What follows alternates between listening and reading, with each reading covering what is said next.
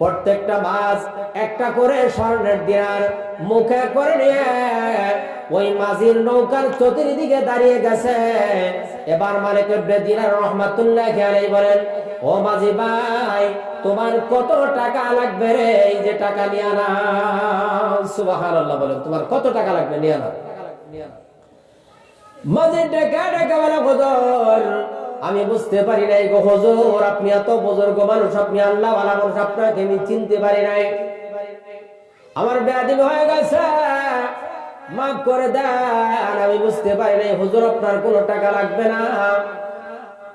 এবার মাঝি যখন মাফ করে দিলেন, মালিক ইবনে দিনার কই পার পৌঁছে দিলেন, তখন থেকে হযরত মালিক ইবনে দিনার রাহমাতুল্লাহি আলাইহি, আগে শুধু তিনার নাম ছিল মালিক, যখন এইভাবে ওই মাছগুলি দিনার নিয়ে নৌকার চতুর্দিকে এরকম ভাবে হাজির হয়েছিল, তখন থেকে মালিক ইবনে দিনারের নাম হয়ে যায় মালিক ইবনে দিনার। সুবহানাল্লাহ বলেন। এজন্য বান্দা যদি আল্লাহর হয়ে যায়, আল্লাহ পাক রব্বুল আলামিন বান্দার হয়ে যায়, শুধু আল্লাহই বান্দার হয় না, ফেরেশতাও বান্দার হয়ে যায়, দুনিয়ার মাখলুকাত বান্দার হয়ে যায়, সমস্ত মাখলুকাত বান্দার হয়ে যায়। বান্দার যা হাজত লাগে সমস্ত হাজত গুলি আল্লাহ পাক রব্বুল আলামিন পূরণ করে দেয়। সুবহানাল্লাহ।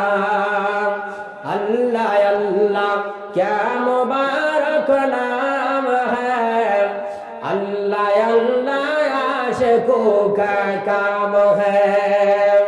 नमाज़ीरा नमाज पढ़े, अल्लाह अल्लाह करे,